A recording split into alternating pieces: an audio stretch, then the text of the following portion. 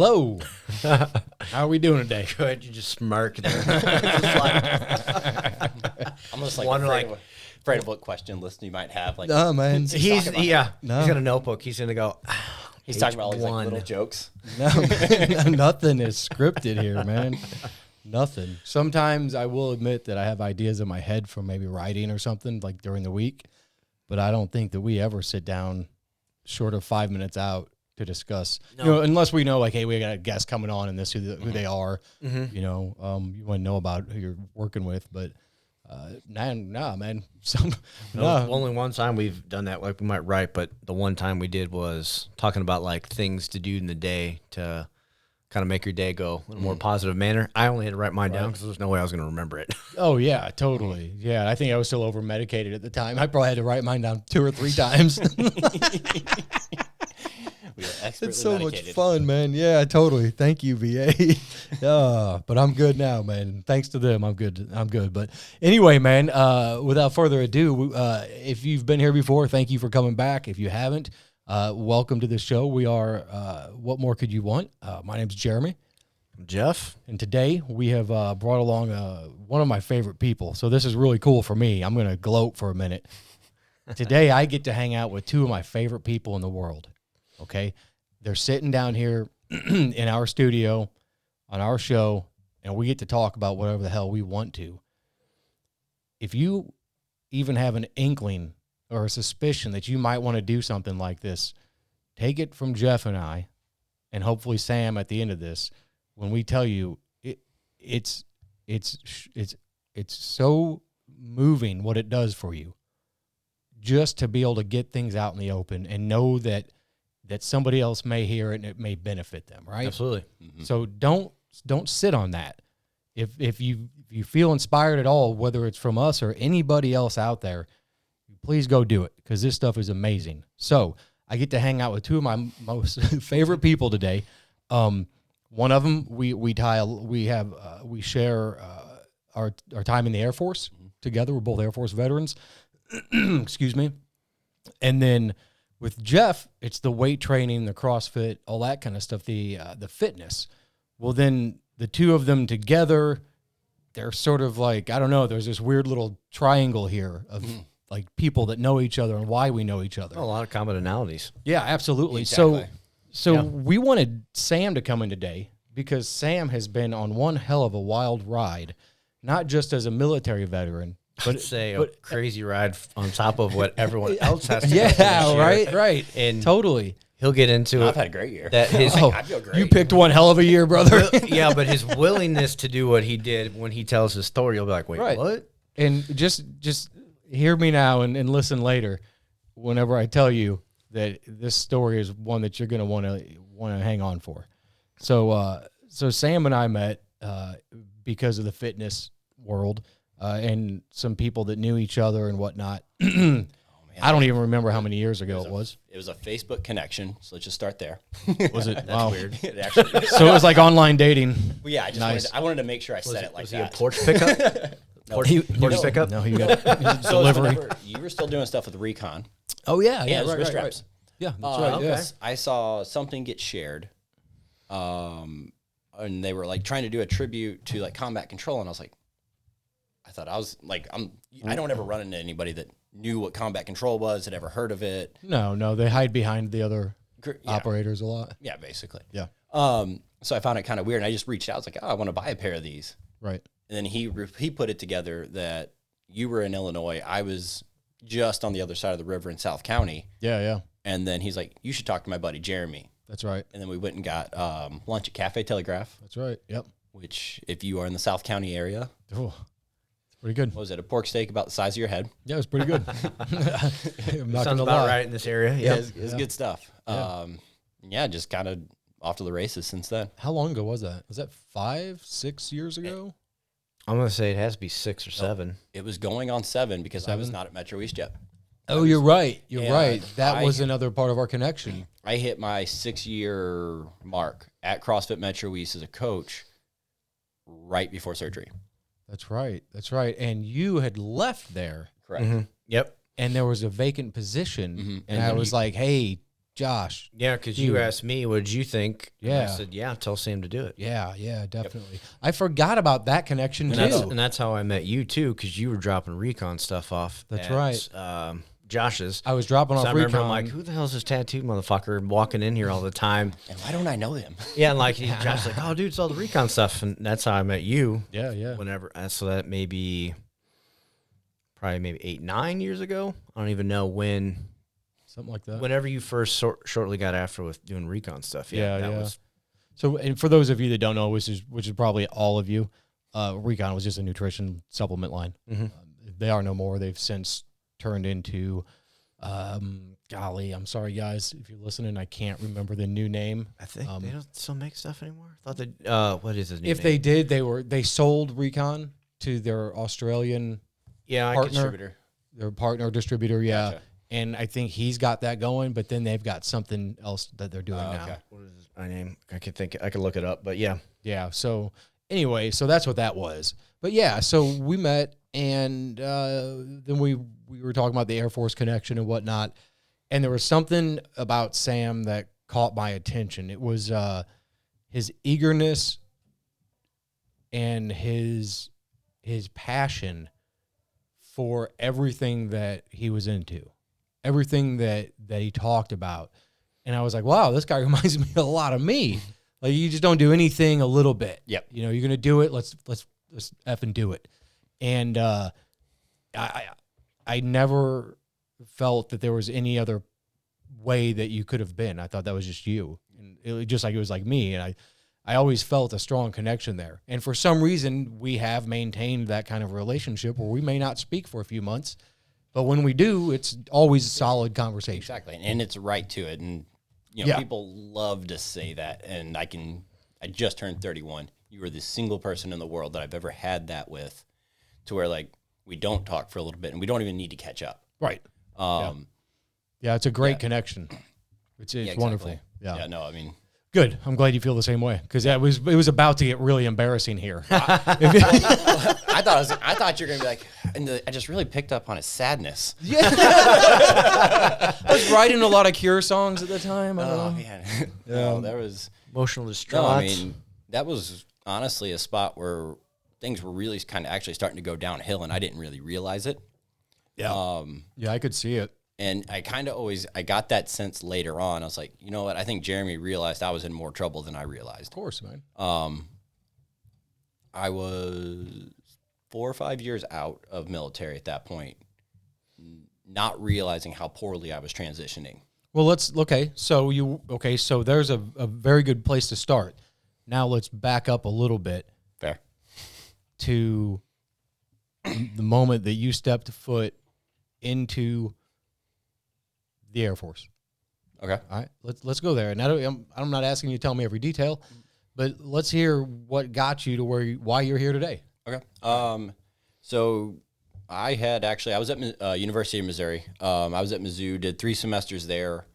In the last semester, I just already realizing, like, I just didn't feel like I was working towards anything really. I knew I was taking the classes. I was doing just fine in my grades. I was able to party at the level that I wanted. I was having, I had fun. I wasn't crazy. Like, you can go much crazier at Mizzou, and watched a lot more. I watched a lot of people do a lot worse with it. Sure. Yeah. And my brother had gotten back from his second deployment out at Fort Riley. And I remember just realizing, like, I think it's my turn. I think it's my turn to go do that. I don't think he should have to go do that again. And I know it doesn't work like that, but I felt like, all right, I feel like I'm capable of a higher level of service. And I kind of think it's bullshit to just sit there and say it. And even at 18, 19, I couldn't stand anyone that ever said, yeah, I could have. Mm-hmm. Well, if I would have served, I would have been a Ranger. If I would have served, I would have been a SEAL. I'm like, A lot of people from my generation like to say that. Like to say that kind of shit. And it drove me nuts. So I kind of decided I wanted to do it all the way. Yeah. So left school that's after that semester. Waited about 6 months to go to basic. Basically delivered pizza. Was introduced to CrossFit, and because I was like 150 pounds pounds, maybe, Yeah. soaking wet. Wow. Which is not operator size. Like the original Captain America? Yeah. Like, Yes. Before his fancy serum. Right. Yep. Yeah. No, my before, people laugh at my before picture. I always show them that picture of my brother and I at Fort Riley. That's like my before I got into the barbell picture. And yes, I was much smaller. Yeah, sure. But yeah, so I knew I wanted to do that. My brother says like, all right, but if you join the Army, I'm going to beat your ass. He's like, you're way too smart for this. Go see if the Air Force has got something like what you want to do. He's like, I respect what you want to do. Right. Because I told him, I was like, I want to go do Ranger school. I was like, I want to try to do the highest level that I can. Right. And so he's like, talk to the Air Force at the very least. He's like, talk to the Air Force. Trust me. Yeah. And I told my recruiter what I was looking for and was curious. But then I told him the deal I'd made with my older brother, and his eyes just lit up. I'm pretty sure I'm the first person that's ever gone to an Air Force recruiting going, can I get into combat here? Right. Yeah. Right. Because you grow up hearing, Marines, Army, this, that, the other. And everybody forgets about the Air Force Special Ops. Yeah, exactly. And it's, some of the hardest in the world. We kind of liked it that way. Yeah. By we, I mean, I guess I never actually went on to do it. But so that was that. That was the decision to join the military. I went basic straight to selection. I actually washed out of my first selection course. Pretty certain I had walking pneumonia out of basic, and ended up going through again. Did just fine. Fractured my femur on day 3 of that one. Got that one healed up. That took about 5 months. Got back into the pipeline, and I knocked out a couple of schools. I was at air traffic control school down in Keesler in Mississippi, and just really, really unlucky. Clipped a curb, ankle came down, or clipped a curb, came down on the outside of like my pinky toe where it would be. Ankle rolled like completely over. I still vividly, like right now, I can vividly remember the feeling of my heel and my ankle making contact with like I felt that. Yeah. Hindsight 2020. Typically the response from the instructors, if that happened, was get up.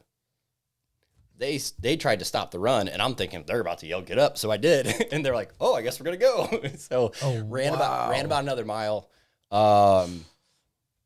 Yeah, excellent decisions. By the time I ended up having to go to the doc that day, because as soon as we got in from that run, the adrenaline wore off, and until surgery, that was the last moment I had out of pain.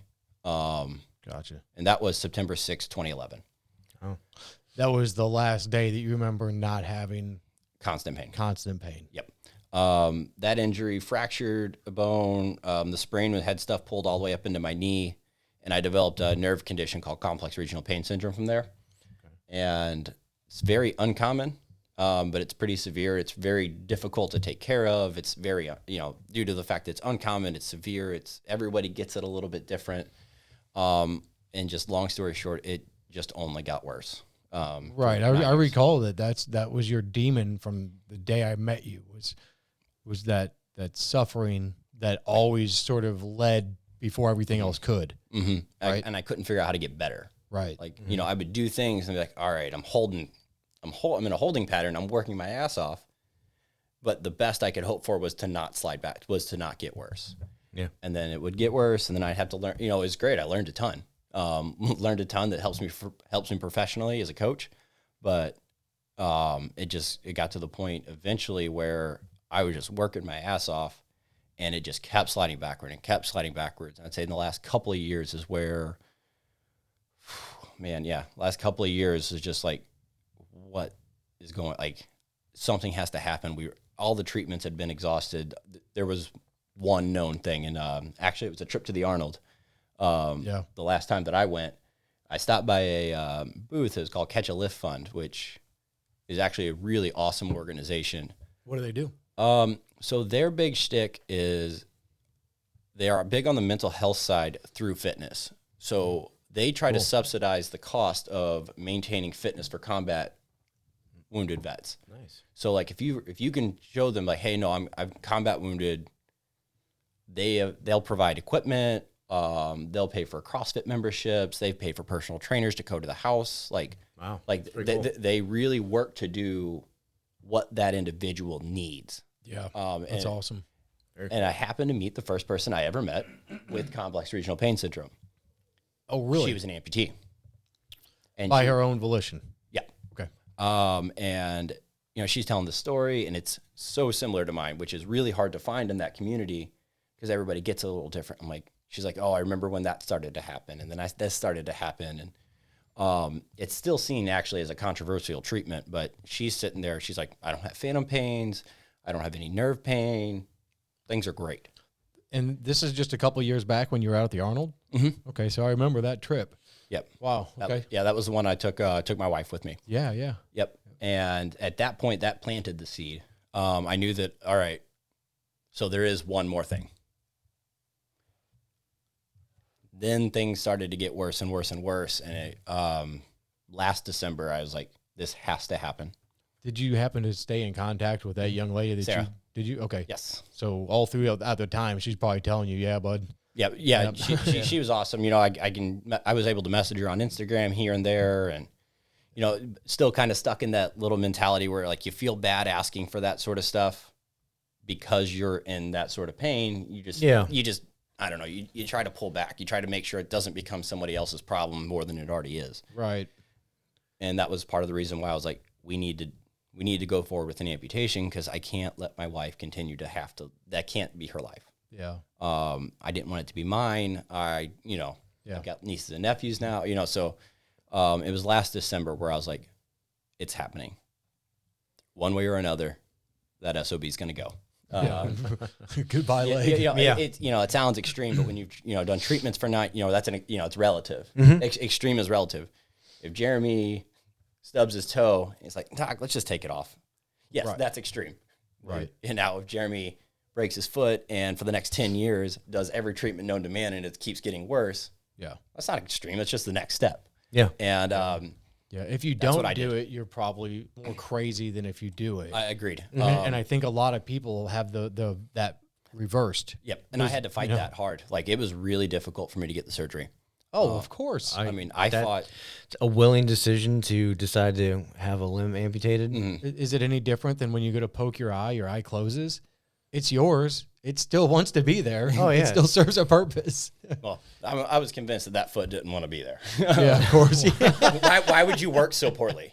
Like, whenever function issues started to happen, and I could only move certain toes certain days, and, you know, weather became an issue, and Like an old man with a bad hip. You should have kept it and used it as a hockey stick end.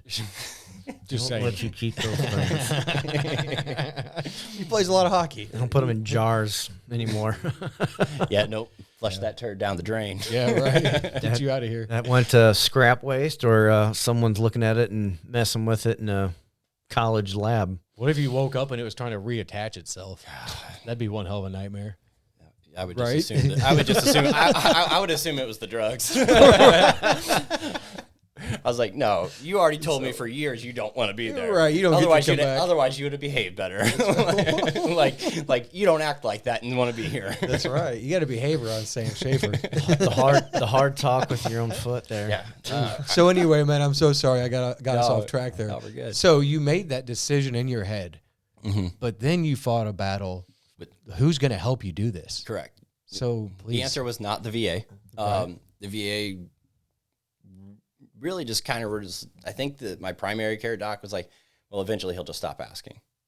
She was holding off appointments. Now, granted, she's apparently not close. She's close to not being employed there anymore. Oh, good. Good.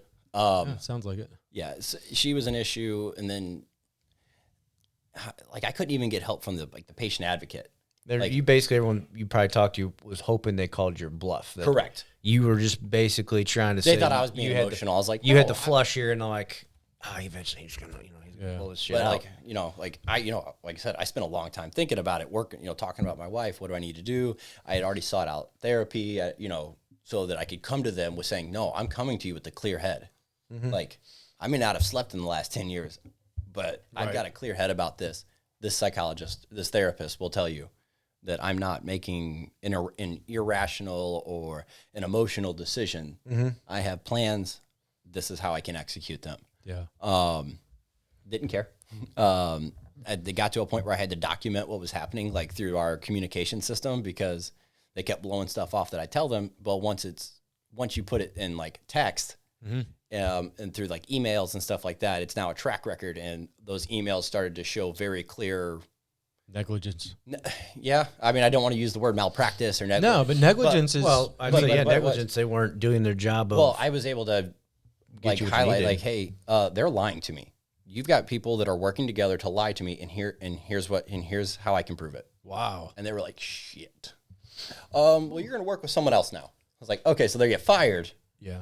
But I still want my surgery. Right. I mean, the first surgeon they let me sit down with walks in the room, doesn't introduce himself. This isn't going to work. You're going to fail because of this. This isn't going to work. You're going to be in worse shape here. Oh, wow. This was the opening. And they're like, well, you had a consult. I'm like, that wasn't a consult. Like, right. Like at the I end don't of even it, know the dude's name. like at the end of it, I told him, I was like, you did a really poor job here today. And I just watched people like, nobody talks to him like that. Yeah. And I was like, well, tell me I was being irrational. Well, a lot of, And not one of them would look me in the eye and tell they're me rock that. stars in that sense. Yeah, they From think people I know that work in the medical industry, some do, some don't. But sure. VA's kind of got a struggle of people that are trying to come in and fix, and people that have been there for a long time and haven't been accountable for their work. Well, you ride the train till you time to get off. Yeah, exactly. Yeah. So collect your paycheck. I was dealing with that. Yeah. Eventually I'd gotten enough. I had put enough that I finally got a consult outside of the VA through the community cares program. And was able to work with the surgeon over at Barnes. Awesome plastic surgeon, Dr. Felder. Guy saved my life at this point. Right on. He was just awesome doctor. Honestly, he's the guy that should have done my surgery no matter what. It shouldn't have, they should have just sent me to him from the beginning. The stuff that he was able to do in my surgery, most surgeons doing amputations cannot do. Okay, so pardon me real quick. You went from the VA to eventually that doctor. How many in between do you think? Like how many different... Maybe institutions or offices or... Honestly, it was probably only 2 or 3 because they kept spinning me around. Yeah. Just like, I mean, I had to hold you out. Yeah, like I had the patient advocate, like, you got to understand, this is an uncomfortable request. I was like, yeah, but they're professionals. She's like, oh, no, I know, I understand. I was like, but you got to kind of give them the benefit. I was like, no, I don't. I was like, what is going on here? Right. I was like, are you the doctor's advocate or are you the patient advocate? Right. I was like, I've been able to demonstrate, and she's like, oh, I can tell that you're smart. I can tell that you know what you're talking about. And I'm like, well, you're not really acting like it. Right. And I went in circles with it. I was like, we're done here today. Well, I'm glad I waited 45 minutes on hold. Yeah. So before more than any of us do, I'm sure, at least in my friend group, how much shit you have to wade through in the medical world to get things that you want or you need and not be taken to the bank for it. Mm-hmm. Like I'd you say don't more have on many your guys' side of dealing with VA than civilian side. Penny and I've not had to have anything to the extent of what you went through, Sam. But yeah, it's not as, I think, difficult to get through the hoops on this side. Yeah, but I still think that we rely on a system that we know nothing about when you tie in like the insurance and all that stuff, and you start going, well, I need something, and you have it, and I can only come to you to get it in this one fashion. I can't bill it that way, so you can't get it done. Exactly. It all goes back to the insurance of how they're going to collect their money. Because this bothers me though, because a lot of people forget if you're not working through or with the VA, this is a different story. Correct. Oh yeah. No, right? Big time different story. This got done August 26th. This probably gets done in February. Yeah. He looked back and I had asked him, he's like, nothing has happened between February and now with the different treatments that they forced you to go do. Yeah. Nothing that would have, there's nothing that's happened there that sways me to say you should have the surgery. You should have already had it. Okay. So like, awesome. You guys make the decision. What kind of time frame are we looking at between he says, okay, I'm your man, and you say that's the day. Let's set a date. Yeah, man. He offered, let's see, this was a Thursday, I think. He offered the next Wednesday, which... Oh, 6 wow. 6 days. Okay, I was thinking maybe a month, I don't know. I was ready. I would have done it if it would have made sense for me with work and all that sort of stuff. I can't leave the gym. I couldn't leave the gym in a situation like that, and it really wasn't the smart thing to do. Hey, Josh, get my leg removed. You're up. Well, at this point, welcome back. At this point, he knew what the appointments were for now. Yeah. And So it was 3 weeks after that. Okay, that makes sense. Because it was Wednesdays that he was at that hospital to do surgeries. Yeah. The next Wednesday was all the way booked up. The 14th. Yeah. So then it was the next the next Wednesday after that was the 26th. Gotcha. Which ironically was the anniversary of mine and my wife's first date. No kidding. No kidding. Wow, what a way to celebrate. Yep. So we have 2 meetings next year. Yep. Yep. I mean, last year, that was just her pretending that she was interested in watching the Conor McGregor Floyd Mayweather fight. Right. So yeah, that was our first date. Nice. So what was the buildup? What was that time like in between? Oh man, it was peaceful.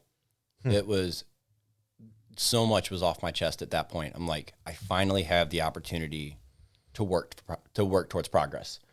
Because that's all I wanted. Right. Kind of got your sense of hope. Exactly. Like There's everything some now lightens. to Yeah, progress exactly. to. I felt lighter. Ready, just kind of got into game mode. Kind of, honestly, it felt a little bit like waiting for that first day of selection. Yeah. You're just like, let's just go.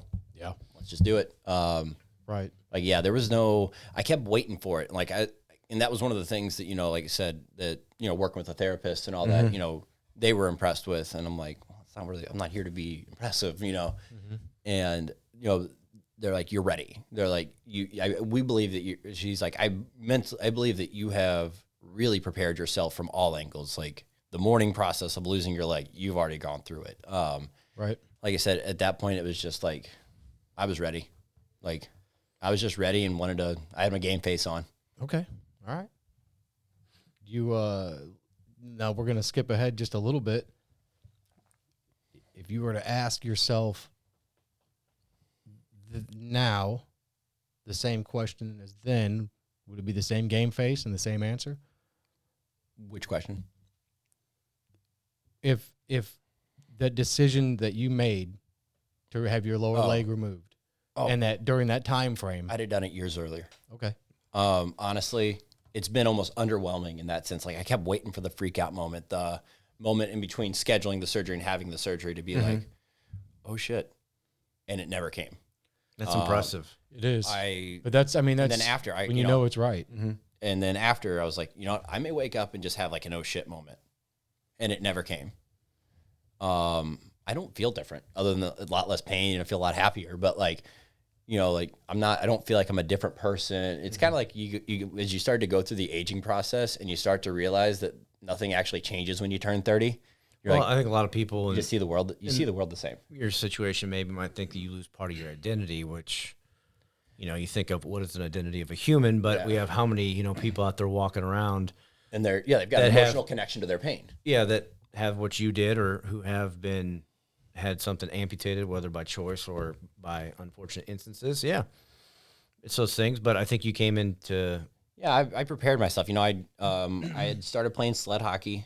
And that helped a lot because there's more guys in that room without a leg that are missing a limb than aren't. Right. So I've got, I had, guys to ask questions and it became more normal and it became less, I always wondered why you played that. I was like, why is this dude who's got good working legs sitting his ass on a sled? I wondered that for years. And then as you posted stuff on social media and you explained what went on in your leg, I'm like, that makes sense, Mike. But, it's weird. He just had that big old squat. Well, yeah, right. There's another thing too. So was it end of last year or fall? You hit 500 last Thanksgiving. Okay, yeah. Last Thanksgiving on a bum wheel. Dude hit 500. I walked in on a cane that day. 500-pound back squat that most will never see. I've never seen it. Not even come close to it. My back will break. Right. Oh, I'm an overachiever. I'm not gifted. I'm an overachiever though. But I watched it. Told you the kid's got heart. 949, right? It's when you hit it. Yep. So he did it at a local powerlifting gym. I remember watching that. I was just like, fuck. This dude, yeah. Let alone you could pull a shit ton of weight off the floor too. I pulled 550 against bands before. Yeah, so I watched you do pulls, and it's like, dude, this dude's complaining. You got pain. Like, my motherfucker, sitting here, I got 2 good working legs. I don't got the best working back, but I'm like, fuck, I can't even come close to pulling those things. I'm like, it'd be like, the old Saturday Night Live skit, it'd be my arms, something like me, it'd be my spine get shot out. But it's like, no, it's quite impressive to before all of this happened, the physical feats that you accomplish with not having the 100%. It's like, damn, to think it's always that what if game. And for me, it was necessity. Yeah. And that's the craziest part. I got really into the strength game as a necessity. Like I'm actually way more suited as an athlete for CrossFit, like competitively speaking. I'm a down the middle guy. I don't have any particular attributes other than I think my ability and willingness to truly learn. But physical attributes, I'm not particularly gifted in any direction. I was never the best at any sport, but I could be one of the better players in most sports. Yeah. That's a blessing to be so Well, it's well-rounded. The CrossFit athlete, decathlete, you were yeah, exactly.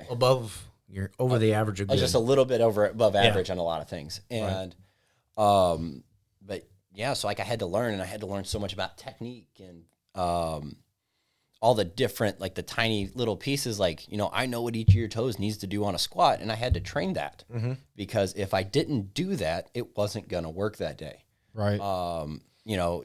Different modalities, it spurred a ton of learning, and it was, like I said, it was necessity. It wasn't because like, oh man, and it is fun. Don't get me wrong. I will love strength training to the day I die, but it didn't come as like, I think I'm just going to go give this a go. It was, no, I need to get something figured out. Functions going down. It was survival. Yeah. And that makes sense. Yeah. And it's also like trying not to whine. Like, unfortunately, you can go look up the hashtag for complex regional pain syndrome, and you'll find real quick that I don't fit in there. It's a lot of people whining to the camera. Yeah. And I understand why they're whining. It just doesn't help. Yeah.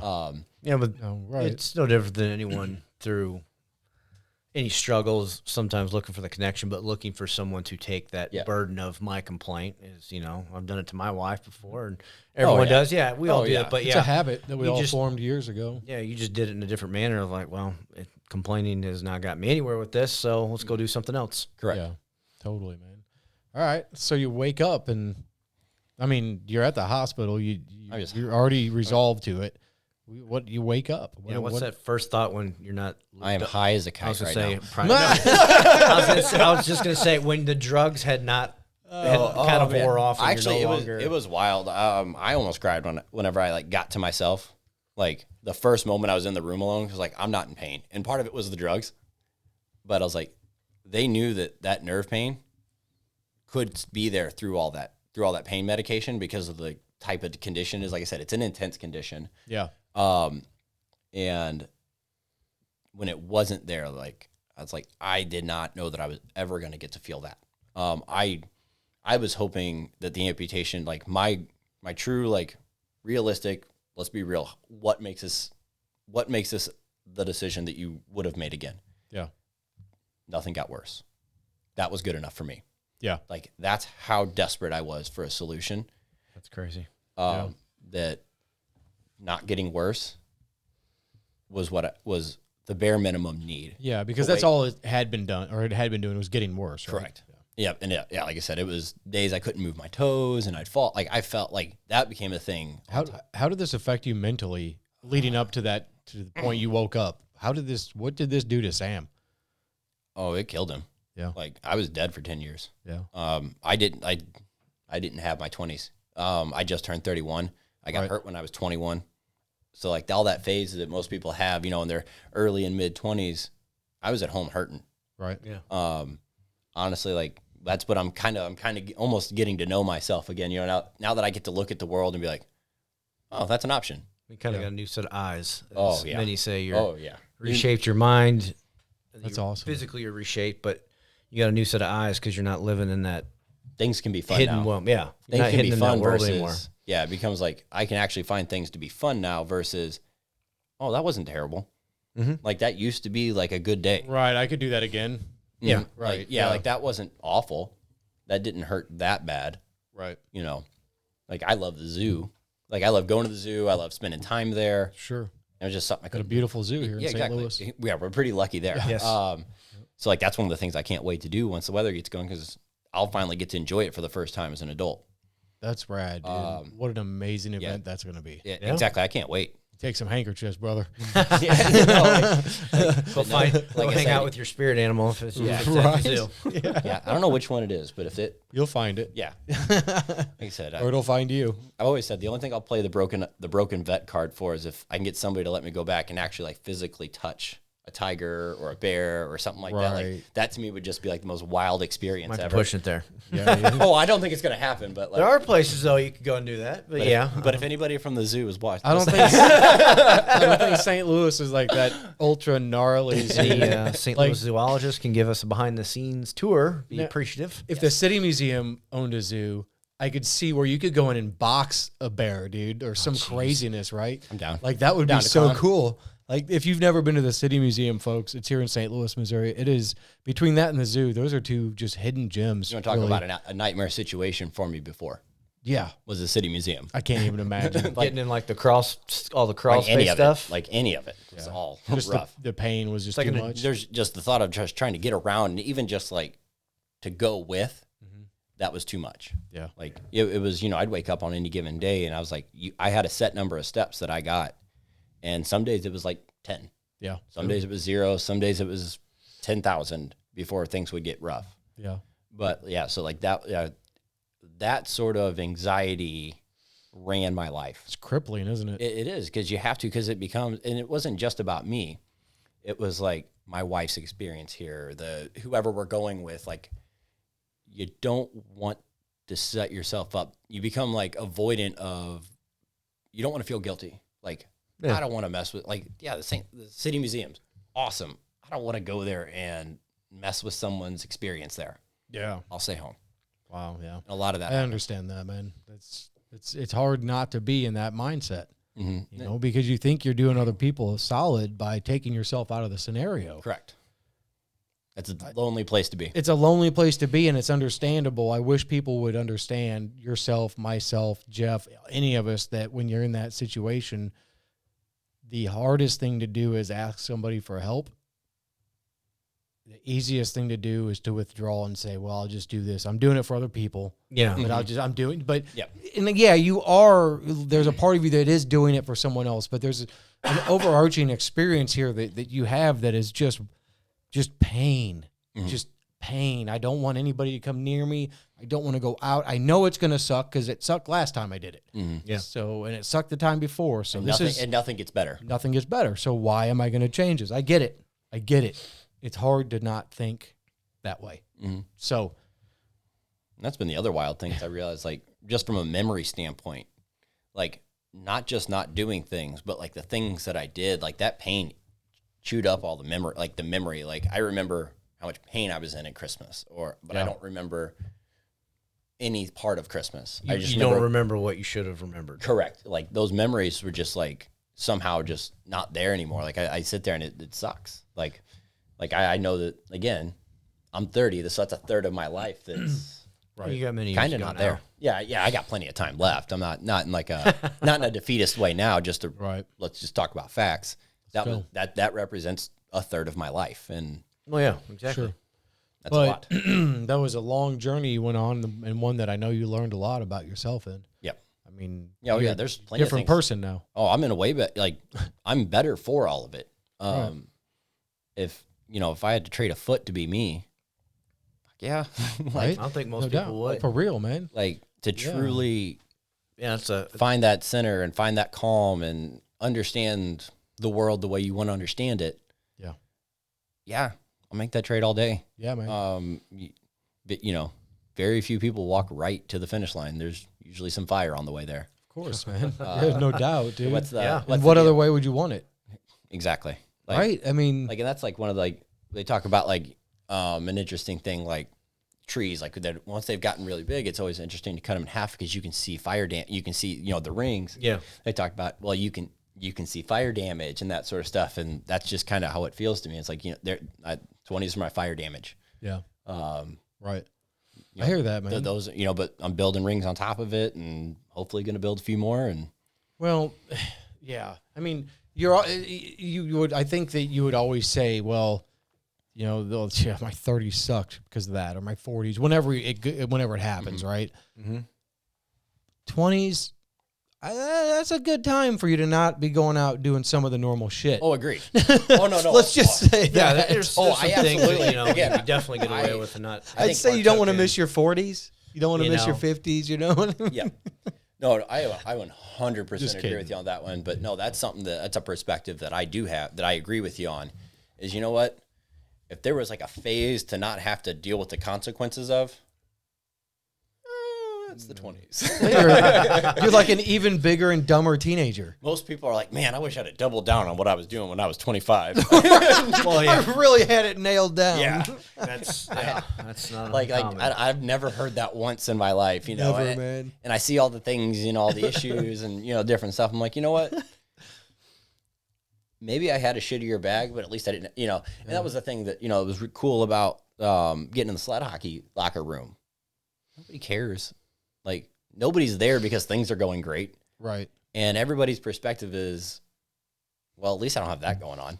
Yeah. Like, I'm sitting there, I got double amputees telling me, like, well, fuck, I'm glad I don't have complex regional pain syndrome. That sounds terrible. Sucks. Right, Like, yeah. it's kind of crazy probably to hear some of those guys say, "Huh, that's what you have? Ooh, I'll take mine." Yeah, exactly. And in that perspective, you know, was, you know, helpful in both my personal development, but also in a little bit of, you know, coming to peace with what I had going on. And because for the most part, I had an injury that you could ignore.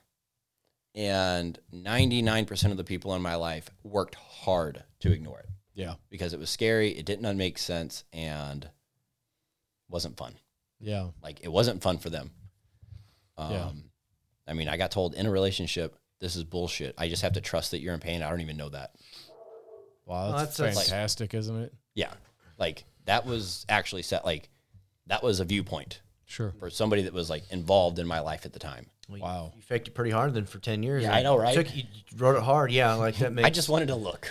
Yeah. Way to pull through the end there. Yeah. That makes no sense to think that someone would kind of play that card. But I would have backed off at the end, I gotta say.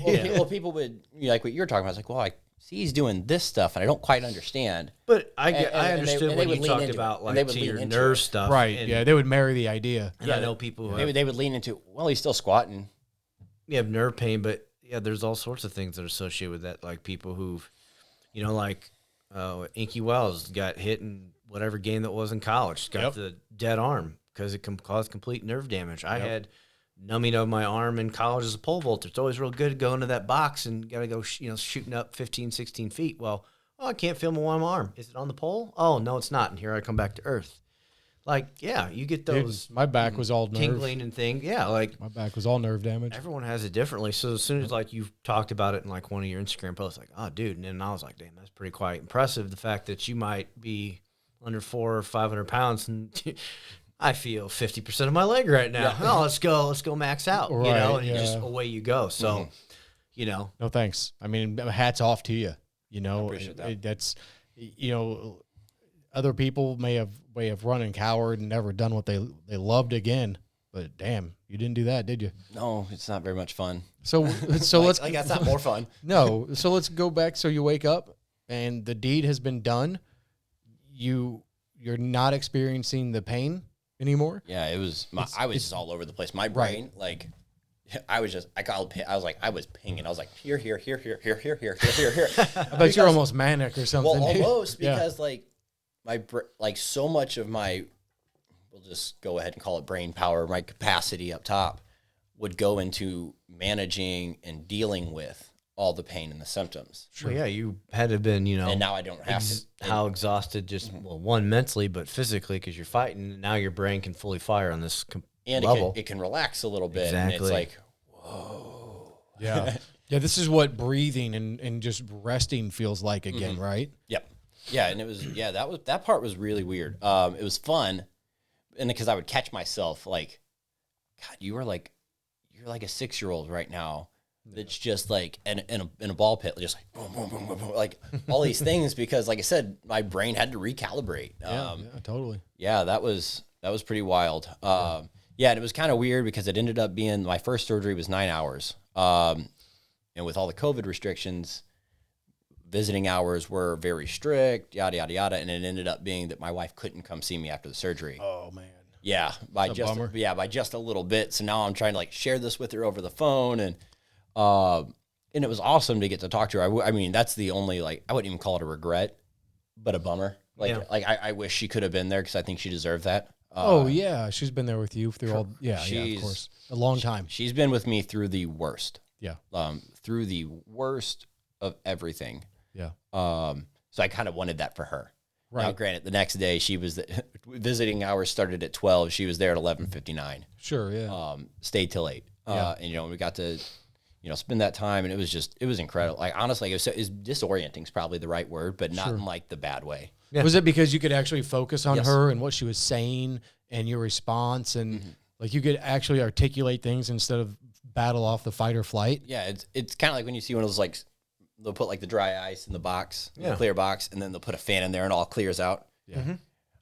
That was a transition that made all of a sudden I could see clearer, I could think clearer. I think a big weight was lifted that you don't feel that what affected you prior with all the damage or how my leg felt. That was now the hard part. Yeah, it doesn't affect her day now. Now we'll have some bump roads here to get used to your new life, but you don't have to worry about, oh crap, well, it's not a good day and we have this plan today. Correct. We just didn't plan things. Yeah. So now we get to. Like put on your leg and go. Yeah. It's wonderful, man. Oh yeah. Like that was kind of some of the toughest stuff. It's just kind of once things got clear and started to realize how far off of my potential I was. And it just, there's those moments where it's like, God, I have just robbed a really incredible person of that for a couple of years. Of a few years. And like that's character person, though. Oh, absolutely. Like she never saw it like that, but like when you love somebody like that and you just want to give them everything, and just knowing that was all there and she couldn't, and I didn't have the ability to give that to her. Yeah. Hurt, especially knowing how much she's given and will continue to give, wants to give. You do know that the number one best thing you could do now is to never even think about that again. Yep. That's the best thing you could do. Oh yeah, I get it. I had to just. There was just. Well, you sit in the hospital for 10 days, mostly by yourself. Sure. It just had it came up, and I just had to get it out and talk to her about it, and that's rad, man. Good for you. But yeah, no, it's not been an issue since. But no, there was that moment for sure where you're just like, like this was all there, and I'm on, and like at this point, like I'm still fucked up on Dilaudid, right? Yeah, I'm still on that, and I was like, and then once I got off of that, it was another stage of like getting clear again, and then I'm pinging around doing this because I get another stage, and I've had like 3 or 4 of those now, and now like I was telling you, today's the first day I've gotten to walk around my house. That's right. That's awesome. Like I just was like standing there like. I get to use both hands because I've been at the very least on a cane for the last almost 3 years. Yeah. So like to get my hands back is going to be crazy to the point now it feels awkward to walk. Yeah. Like I'm just like, what are you going to do? I would imagine. So Ricky Bobby, like, I don't know I was going to say, I don't know. What do I do with my hands? I don't know what to do with my hands. Yeah. Like you're like walking down your touching thing. What do you do? I don't know. Like it's just, nobody considers that freedom, but it is. Yeah. And I know every time that I've been over since the procedure, you've been stuck to the couch, short of trying to get to the restroom or crutching around. Yeah, man. Sit in front of your skier. Right. Yeah. Right. Watching his makeshift chair of sandbags. Skier watching monster. him sitting here doing this, I'm like, it's nuts. But I get that you're limited to what you could do. Yeah, I mean, there was an element of just me wanting to move, but it got my brain moving, and I'm like, well, yeah, I've got access to all this, and I was able to create some really cool solutions that I've had other people get a hold of me about. Like, I've been trying to figure out how to do, and your video just showed me how I can get this done. And I'm like, I'm the new guy on the block. What are you guys talking about? Right. Like, what do you mean I'm helping? Like, no, I'm stealing. I'm taking. No, it does because not everybody sees everybody else, and the more of us that are trying to do something for other people, the better chance somebody else is going to see it. But everything that has ever existed has somewhat come from somebody else's idea. Of course. Oh yeah. It's not like there are some new original, but most aren't. No, I tell new coaches all the time: best coach is best thief. Yeah. Oh, exactly. It is. You know what to take from where and how to apply it. You can look at every big games athlete as they jump ship from one coach to the next. Yep. Totally, man. Totally. But yeah, I mean, that was like that's been a kind of a weird thing. It's like, oh no, and for me, I just feel like, no, my brain's just getting clear, and I can finally use all this knowledge I've learned to make progress instead of to fight progression. Yeah, of course. And man, is that different. Well, let me ask you about something else that might be different. So, and forgive me if this is too much, and tell me if it is. So when you woke up and you no longer had that limb that was causing so much pain, and you came out of that medicated fog and you actually knew it worked. Mm-hmm. Oh my God, it worked. Did it also help to remove that pain of not finishing your school? No. Because I would imagine that the two can almost be intertwined. The injury that is physical and the injury that was mental both came about the same time and from the same thing. Event, yeah. I mean, yeah, and I would say no, it didn't heal it, but I'm not like. I mean, I spent especially the first 5 years after where I was trying to just ignore it. To be honest, I was just going to CrossFit as hard as I can and put my head in the sand for as much pain that I had to deal with because this was better. You know, it's better to be this guy. Right. Most days I would have moments where I would sit there and I would contemplate how I could get myself back into that pipeline. Right. Can I lie about this, which is, super not me. Yeah. I would sit there and be like, can I lie about this and then get through it? Yeah. And in the end, obviously I never did. But like, I realized like, no, because I'm a liability. The reason I went back in is because I've got these guys I care about and I trust the level of that I'm going to protect them and the level they're going to protect me. I don't want to risk one day hearing that they had a bad teammate and that's why I don't have my friend anymore. It's almost a survivor's guilt for I don't want to say for no reason, but when you compare it to say a story like Lone Survivor, sure, I'm doing okay. It's all relative, man. Yeah, exactly. Yeah, and it is. So like that still haunts me a little bit. Yeah. But not in but in more of just like an awareness, like I care about these guys way and not anymore. Well, you need to go do something. Kind of like the thing how I felt about my brother. Yeah. No, I believe that you are feeling the same thing that we all do and all have, whether you got kicked out or you left by your own accord or an injury or whatever. That camaraderie is what we all lack now. That's what we yearn for. That's what we really want. If we had the camaraderie, the diagnosis of PTSD would probably mean not as much because you have what you need. You have the camaraderie. And I think that so many of us, we try to find that camaraderie in alcohol. We try to find that camaraderie in drugs. We try to find that camaraderie in maybe even in our spouses that maybe they got no idea what like, that's not my job. What are you talking about? Man. There you go. My so hockey team, that's exactly right. It means the world to me. I'm the new guy. And that's like with me, it's at least as of late, it's been my band. That's been that camaraderie. I think that if more people would get out of their house, their head, their own way, and try to find that camaraderie somewhere with some people, man, it does wonders for your mental and your physical health. It does. And it's just as much about having people to care about you as probably a desire to care about other people.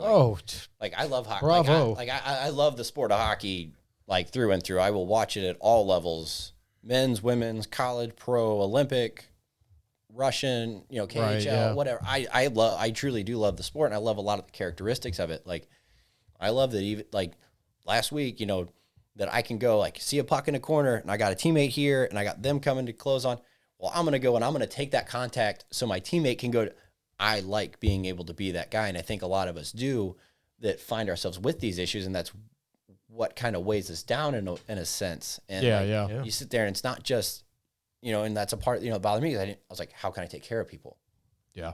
Because, almost everybody would rather take care of somebody than be taken care of. Yeah. Mm-hmm. At least people that have the drive that would lead to these sorts of issues. I think that I will agree with you, but I also think that the people that need to care for other people are the first people to refuse care from others. Yep. Yes. I know because I walked that game that line for a long time. The minute that I was able to just say, get out of here, just stop. Yes, I need help. Can you please help me?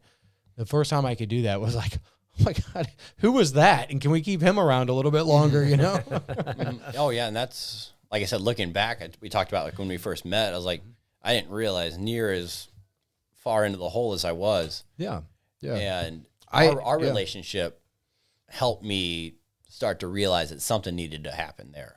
That, you know, in a sense, like our relationship helped me actually start to transition years too late, but better, still. better than now. Right. Or, you know, better than waiting. You're still alive, so it wasn't too late. Yeah, correct. Yeah, I mean, like, I wasn't able to, you know, I didn't start that process the day I got out, you know. Yeah. But, like, none, you know. none of us do, Sam. But, like, you were my first friend, like, person that was a vet and a friend, you know. In my situation, almost all my friends were still in. Yeah. Yeah, Here comes this old crusty dude. I was going to say, they're an old guy. Well, and you know, it's like, and these are all guys that are now getting onto teams, which Yeah. is not the same as just being in the military. No, it's another level of camaraderie. Exactly. And they don't necessarily, they need to not have time for some of the outside stuff. Right. So, like, you know, that was another thing that I did to help them. You know, I didn't reach out to anybody. I didn't talk to people. Right. I wanted them to be able to focus on what they needed to focus on, Of course. you know. Yeah, because they're going to have empathy and a little bit of remorse for you, too. And I don't want that. Right. Of course. Yeah. But it's Pretty I'm not level, saying it's right. level-headed on your aspect to not, because most people would lay it on them. project it out to try and get it back. Yeah. Yeah, that just, I don't know. That never would have worked. That never worked for me. No. Honestly, still doesn't. Things I need to get better at. Yeah. Yeah. It's all right, though. I mean, dude, you've come a long way. Oh, yeah. Holy cow, you come a long way, brother. I mean, I get to smile now. you do. You do. It's so refreshing because I know as long as I've known you, it's always been Sam and then Sam's pain. Yeah, exactly. There's a glaze. Always. Yeah, there was always this other layer of this veneer that was just like, man, if we could just get that off, you know? Yep. And it was so refreshing. I'll never forget the moment that I saw on social that you had made the decision to move forward. You made it public. And I cried. I cried. Yeah, I was like, I can't believe it. This is I had to read it a few times because I was like, wait, what? And I think I messaged you, Yeah. I don't know, a couple of days or so later. Yeah, you're like, hey, man, you want to be on our podcast? I was like, yeah, I told him that, but I was like, dude, you're really going through. Because one of your first ones, you just talked about having surgery. I was like, oh, hey, man, you know. No. I in the first one, I was straight up. I was like, we're cutting it off. It's done. Yeah, but you're like, you're talking about surgery, and I was like, I didn't think I grasped what I was like, and I was reading, I was like, holy shit. Dude, I remember like, dude, you're going to amputate your leg. Damn. And I'm just like, fucking right. And he's like, yeah, nonchalant about it. he's on Amazon shopping for the best steak knife. You know, but like you can tell, and even just I had one you can borrow. Could have keep the other one, but you know, you could tell just in the messages we converse with that you were mentally sound because you're like, oh no, you're like you're spatting off all that you've done, and it's like, yeah, exactly. Like I said, I kept like I was so prepared for the oh shit moment that it really was just like whenever he's like, we can schedule this. I felt like a warm calm come over me. Yeah. Like I remember driving out of the appointment, rolling the windows down, and air was different. Like that cliche from TV was real. Right. Like I was like, oh my God, like the Kinda world, walking out like with my a little my pep in your step. eyes looked different. My eyes saw the world different. The air felt different, breathing it. Like it was just this incredible calm, and everybody wanted the freak out. Yeah. And that kind of bothered some people. sure. You got the hope, like I was saying, your hope was now within grasp of change, and then everyone else is wanting to freak out because most people aren't mentally sound to what you went through to undertake that. I have to amputate. I'm going to willingly get a limb amputated for pain reasons to have a functioning life, not due to severe accident, combat, some other reason. I got that. Yeah, exactly. It was all my own choice. I can't see most people going up like, hey, which one are you going to pick? Wait, what? Like if you had to play that game, no one's going to sit here and do that. Yeah. You mentally prepared yourself. Oh, yeah. Not just in these months, but it's been a decade in the making that you were ready for it. Yeah, exactly. It was. So when you enter the gym now, is it like WWE where like music's going and like people are like, ah? Like you've got to be the most rock star coach of the gym now. Well, not back to coaching quite yet, but there's a smoke machine. Oh, yeah. No, there's not. Josh, if you're watching. Excellent. Oh, man. Josh, if you're watching. I'm around musicians a lot, dude. I can get a smoke box. Key the music. Yeah, dude. No, I think for the grand reopening of Coach Sam, you should have a smoke machine. Nice. figure that out. Yeah, dude. I'll figure that out. we can attach something, right? Look like you got like rockets on the back. Leg, Johnny it's Knoxville. Actually, it's actually just spraying smoke in front of my feet. Right. It looks like you're floating. No. So you're not back to coaching? Not yet. Like I said, today's the first day I felt like I could actually move, like true. actually Yeah, like yeah, get right. up and walk. Right. You've been programming though. Yeah. Oh yeah. So that was really nice. I never missed a week. Actually, I programmed and did some personal training from the hospital. Nice. Very nice. Technology, beautiful thing. Yeah, exactly. Right. Not the worst thing that's come out of all the COVID stuff. Right. Is our understanding of what we can and can't do. Yeah. Our capabilities we feel are much more, even though they were all there in the first place. Right. Yeah. But yeah, so it was nice. I had 2 clients that I was still training. Hospital room, iPad right here. Doctor's coming in to check this, that, or the other, and I'm there, and they're just like, "What are you doing?" I was like, "I'm working." Yeah. Yeah. I was like, "This is what I do." Critiquing form over here. Be quiet. Yeah, I'm just like, "This is what I do." Yeah. I like to do this. Yeah. I get to be a better one of these now. So I'm hoping, crossing my fingers, that if this week goes the way I want it to, and today being a big step forward on a couple things, I'm hoping to coach a class next week. Nice. Good. And the thing that's like crazy that this has been the one thing that's really caught me off guard from a rehab process is like my capacity to walk. Mm-hmm.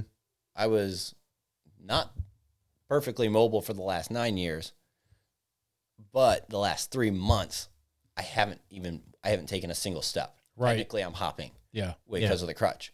And so my capacity, like for anybody that's familiar, like the whoop bands and like all the strain it measures, like the stress on your body from your day. For me to go to like physical therapy right now, just for an hour, I register what would be like a lot of CrossFitters hitting a gnarly workout. Right. Just because relative to my current capacity, Yeah. walking is not a light activity yet. It's still kind of on the heavier side. Yeah. So You went from 100 to 0. yeah. And I'm, Right? Yeah, like in a day. Oh, absolutely. Yeah, I know. And so there's that. So that's the thing that I've got to really rebuild, and I've got that I didn't quite expect to, like, it's just something I didn't think about. But luckily with my knowledge base, I'm like, oh, okay, this is what's going on. Yeah. This is what's happening. I understand why. Now I understand more what I need to do to get myself back to where I am. So I've got a little band, for the fitness people listening. I've got a little band. I'll just stand up and I will get over 100 band of good mornings in every day. Oh my goodness. That hamstring and glute, it's all very light, but that activation is difficult right now because my body is still kind of responding like, hey, we need to protect this. So the body's response is to turn it off. I'm like, that's wrong. So I'm having to fix all that. But like it needs that volume and it needs that capacity, and it's an easy way for me to kind of just get some reps in. Yeah. Good. Just like that's what I'm like right now. It's how can I steal little reps here and there throughout my day to get my body more accustomed to being operational start to finish. Right. Yeah. You got a journey ahead of you again. Mm-hmm. Right. Yeah, it's awesome. But I get I'm excited. It's fun. Like I now have clear steps to progress.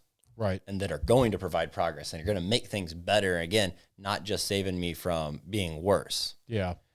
Which is cool. It makes me excited. It makes me that much more excited to be married to my wife. It makes me that much more excited to be an uncle to my nieces and nephews. It's all those little things, I can go do things with my brothers now. And there's just so much, like, it's all like, I get to look forward to looking forward. Like, of course. Dude, seeing his face is like you're like, it's like Christmas morning. Right I get to look forward to looking all forward. These cool things. How about Murph in 2021? Like We have to. I might have to come and watch that one. Same. I'll sit there. That's like the funny thing. Everyone's like, "Oh, you're gonna get one of those running blades?" I'm like, "Oh, you mean running? You mean that thing I didn't like before? Right. You and Derek that thing I got hurt. That thing I got hurt doing. Right. Yeah. Yeah. I'm gonna run right over to get that done. You should have you and Derek can race. Yeah. Right. True story. He's moving this way. Well, so Is he really? Yeah. Nice. I think he's building a spot in Eureka. no, crazy. Is that to be close to No idea. the parent company there? Oh, I don't know. No. Wow. Speaking of him, though, he randomly just reached out to me like after I had posted I was getting surgery. Hadn't had surgery yet. I just get a random message and it says, message from Derek White. I was like, Why would he be sending me a message? And then he goes, "Hey, I heard you're getting the chop. I'm Derek. Hi." And he just sends me like a little wavy emoji. Like I was like, goes about how his personality is. Yeah. yeah, like he was like super cool. Like he had no reason to message me. He's like, "Oh man," and, you know, and actually him and I have a decent amount of parallels. And he was like, and that was actually refreshing because he was also an elective. Yeah. So he was actually oddly valuable. Not oddly, oddly just more than unexpected. But he's answered some cool questions for me, and That's rad, man. That's good. I met him and hung out with him, had dinner with him one time, and yeah, super gnarly guy. Really, really cool. Super chill. You know, definitely the persona that he portrays is who he is. Oh yeah, he's chill. gotta love it, right? Yeah, it's rad, dude. I thoroughly enjoyed my time speaking with him. It was a great evening. But I remember when you say he reached out, and it didn't surprise me. Oh yeah, Not at all. You know, I mean, the dude's. I just found it funny. Yeah, Like he's it was just just good so people. like there was like all that's in the chat thread was heard you're getting like something along the lines of heard you're getting the chop. Hi, I'm Derek. And I was like, yeah, dude. I was like honestly, great. I'm looking forward to it, so on and so forth. And he was like, and then I think I don't know. Yeah. It was cool. He crutch runs it. Yeah. He does it. Yep. If he doesn't if he puts his leg on it, it's just I don't know. I've been done with my previous job, Derek being one of the athletes, you know, I got to work with him. But funniest thing is when we got to go do paintball, Derek's like, I'm just going to go with the fucking middle. Fuck this shit. You know, we got Tony sent him on, a former tactical SWAT guy down in Miami. He's like, no, bro, we're going to go do this, isn't he? Oh, fuck it. I'm just going. It's like, I was doing tactics like that when this thing got fucked up. That's video game shit, yeah, bro. tell him, Derek, you know you ain't that fast, dude, right? Right? You're not making the best decision. I'll be a distraction, okay? Yes. Go get the flag. Got it. Run, guys. Run. That's great. Nope, I totally get it right now. It's path of least resistance for me right now. I need to be walking straight lines. So what is in the future for you? What I mean now, Oh, man, it's everything. wide open. Everything. Yeah. What do you got going on? So I'm back to sled hockey. Just got back. Super fortunate to have, like I said, a really supportive and cool locker room, but also a couple of the most talented guys in the world actually happen to be here. The captain for USA as well as the goalie. Oh, wow. Plays for St. Louis's DASA club. Man. So That's awesome. Didn't know that. Yeah, no. Tomorrow morning, Wow. they've got like I don't even know how many medals between them, but multiple Paralympic gold medals. Where do you guys play at? So our primary place that we practice is Wentzville, where Lindenwood used to play. Yeah. But they moved when Centene happened, and like tomorrow morning we've got ice time at the Mills, and it'll be a small group of us, you know, so only so many people can go play 7 to 9 on a Wednesday morning, and typically I was one that couldn't, but I'm kind of on a pre-tirement. Yeah. Right now. Nice, Right now, nice. that is not mine. I did steal that one from another guy on the hockey team. I'm in retirement right now. Right. So I'm taking advantage of that time. And so, like I said, Awesome. I'm back to playing hockey. I'm back in the gym.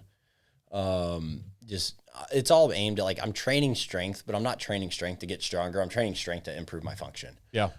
So that's where I'm at there. The last thing you want is a lot more weight on you, right? Correct. I mean, Well, I don't care. Right. I mean, as I long as mean, it works. really, You though, know, I mean- yeah, it's exactly. Yeah. it'd be less It's invasive or intrusive, I guess, on the limb, right? Like, Yeah, and well, I'm learning all that stuff. Like, yeah. I went the first day I deadlifted. I looked at my wife. I was like, feels like deadlifting. Holy shit! Yeah. I didn't expect that. Doesn't hurt dragging it up that leg, does it? No, like I'm all trap bar right now. No, Right. but no, it kind of opens me up to do whatever I want. Of course. Both from I don't have the pain perspective, but also no one's gonna there's no questions about if I'm not training for a 1 rep max right now. No one's gonna be like, well, why not? Right. Like, well, even before I would have just said, Not until January, right? yeah, that's January. But no, honestly, I want to just do a bunch of things. Yeah. I'm gonna get on a skateboard. Yeah, I know. Yeah, that's what Why? you said. Because I want to. Because Come I couldn't over. in my 20s, and I wasn't allowed to before I was 20 because my mom said no. All right. And then Let's do it. Exactly. So I'm gonna get on a skateboard once I get a little more stable. I don't know what I'm gonna do with it, but I'm gonna. Well, let's just focus on riding First, on we're it. going ex- forward and Yeah. maybe lean exactly. and turn. I'm just gonna get on it, and I'm gonna do as many things like that. All I do is cruise on mine, so that's all I'll ever want to do. Yeah, I've had a couple of people reach out to me about different Paralympic sports that they think that I think they just want me to do it. Right. I don't know how much of it is they think like, oh no, you're a good fit for this. They think, oh no, you're an aggressive athlete, and it's what makes me fit in with the hockey team. Sure, yeah. I do want to pursue the hockey thing just for the sake of I love hockey. I've always loved hockey, and growing up, I was always way too small to play. Yeah. I'm not with any like true intention, like, oh no, this is a failure if I don't go play in the Paralympics on a hockey team. But like, I like to do things all the way. Yeah. Might as well. And hockey's a great sport for that. So I know that I'm going to, train hard for hockey because it's fun. And then anything else that pops up, man, if it's fun, I'm going to do it. Like, you got any traveling in mind? I've got a few stops I want to make. But first off, I'm just going to start by traveling and seeing some people that I haven't seen because I've been hurt. I got a couple guys from the military now that I'm going to go visit. Nice. Like I said, part of me, like, they're like, oh yeah, you can come. And sometimes, I was just like, I was afraid to get there and might like become an issue. Yeah. And that becomes the trip. And I didn't want, you don't want that. I didn't want that to be my story with them. So I hit again. Right. So that stuff's on the table. I need to knock those trips out first. I've got a couple things I want to go do. I mean, I kind of want to get into natural stone lifting. My coach actually is wanting to do that too. And him and I are talking about kind of mapping out Illinois. Yeah. There's a guy out in Utah that's mapped out a lot of Utah. Yeah. And he's like, I'll take you out there to go lift some of those. And he's like, maybe let's do this in Illinois, and find some cool stones. Be cool down in Southern Illinois. Shawnee. Talking about Tom. Yeah. Hey, Tom, come down south, man. You haven't been here in a while. That'd be cool. That's true. Yeah. Well, I think last time he was there was last time St. Louis hosted a Highland game. Yeah, which years ago. I don't even know if he might have been here for USAW regionals back when, I don't know, 14? It was 13 or 14. No, St. Louis Highland Games was 2 years ago. No, but before that, I think he came for 3 years regionals for USAW. Yeah, but I was waiting for that. So yeah, that was 3 years ago. It was actually right before he was my coach. I threw that game. Okay, awesome. That was a fun game. That was actually the first one I ever took any event wins. What are the two brothers that are in there? McLaren's. Yeah. Good guys, man. Like really cool dudes. Nick's pretty good. Yeah. Kickers actually the kickers I've actually barely talked to Nick. I spent a good amount of time with George, so I had to do that. I know Nick more than I know George. Gotcha. I know George a lot more because we've thrown together. Right. Yeah. When I first met Nick, I was still doing CrossFit, and he wanted me to come and throw and see what it was all about. But it was also the same point when my back started like really pinging real bad. I said, I don't know what I got going on, man, but I can't go throw anything heavy. So that's happened. Everybody wants to know, like, oh man, are you gonna go throw Highland Games right? I was like, this shit's fucking heavy and it hurt back then. Right, I don't want to try to spin around with a 42-round weight right now. No way. But I was joking with the guy, and then we kind of came to the conclusion that it's not the world's worst idea. I was like, because I still want to go to games. If you've never been to a Highland Games, do it. Yeah. If you enjoy sporting events, it's the only sport I've ever been to that the athletes get that they're in on the joke. They know that they're not. Nobody's throwing Highland Games because they're an elite athlete. Right. It's usually the second or third. Right. It's usually the second or third stop after the number one stop didn't work out. Right. Right. So it's a fun group of guys that you almost always come across. The interaction's fun, and we were joking around about me just emceeing some games. Yeah. And we started to realize, like, actually, that's not a terrible idea. That's fun to do. That could be awesome. I've got a little bit of personality. I've got a little bit of clarity now. And I regularly explain complicated movements to people that don't understand the details. And that's a big part of emceeing a Highland game is getting the crowd to understand why it's impressive. Right. Other than the fact that, everybody gets blown away when you throw a tree. Yeah. But that's not the hardest. but that's not the hardest, most impressive event in my mind. Right. So that could be a lot of fun. I think it would. And yeah. It gives, anything to wear, any reason to wear a kilt, right? Yeah. Yeah. Sure. The breeze. Yeah. That's what I would go for. It's not my least favorite thing I've ever competed in. Yeah. No. Yeah. Kilt was just fine on a summer day. Right. Oh man, I bet. Yeah. So that was really good. Yeah. No, I do kind of want to go. So once games start get going again, this year basically didn't happen. Yeah. Yeah. So the hope is that next year becomes a little more normalized. And we've actually, in central Illinois, is one of the big hubs in the country Okay. For Highland Games. It's a group called Ancient Athletics that runs a lot of games in like Springfield, Chatham area. I would have thrown 2 or 3 games just in those 2 spots. Gotcha. And then they'll run games all through Illinois sometimes, and one in Arkansas, one up in Michigan. Yeah. Cool. Sounds like fun, man. Yeah, and that's where a lot of your better throwers, but not quite pro throwers are throwing. So I've gotten to meet some really good guys there, both talent-wise. And like I said, everybody, by the time you're throwing Highland Games, your first thing didn't work out. Right. So like I said, everybody's relaxed. As long as everybody's having fun. Exactly. Yeah, that's the point. Exactly. That's the only way to really get worked out of that is because you're not fun to throw with. Right. If you are not fun to throw with, if you do not make the day better, you're going to find yourself on the outs of Just a group. don't be the asshole. Yeah, it's really hard to find yourself on the outs on that group. It's very CrossFitted.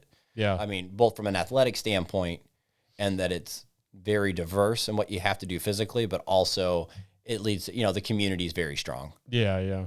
Like again, if you haven't been, go. Right on, man. Right on. Cool. Well, hey, I guess we will start to go and wrap this up. I'd like to start by just saying thank you. Yeah, man. It was awesome. Oh, it was fun. Thanks for having me on. It's amazing information. Like, what a story. And I hope that anybody that's listening understands what it takes, what kind of mental fortitude it takes. Yeah. To go through and deal with and still be here and be able to talk about what Sam's done. So I commend you on that as a friend and just as a listener, So thank you. Having said that, folks, thank you again for listening. Absolutely. Episode 29 here. It's sort of surreal. I can't believe we got 29 of these in, and numbers add up quick, right? It's unreal, man. It's unreal. No, congrats. Yeah. Well, thank you. And thank you again for coming. No, thanks for having me on. And of course, it's a good time. Yeah. Well, if you're out there in the fitness world, check this guy out. Sam, what's your IG? Sam Schaefer 1, SAMSCHAEFER, and then just the number 1. There's about 37 different ways to spell Schaefer, so that's the only reason why I didn't think Sam was difficult. but it seemed kind of dumb to not spell it all out. He's a thorough chap, if anything. Yes, that's wonderful, man. No, that's good. Wonderful. Oh, it's fun. Yeah. All right, man. Well, hey, thank you again, everybody. Thanks for listening. And we'll see you guys again for the next episode, episode 30. Ooh. We'll see you then. All right, guys. Love y'all and peace. Not down to love, not to love.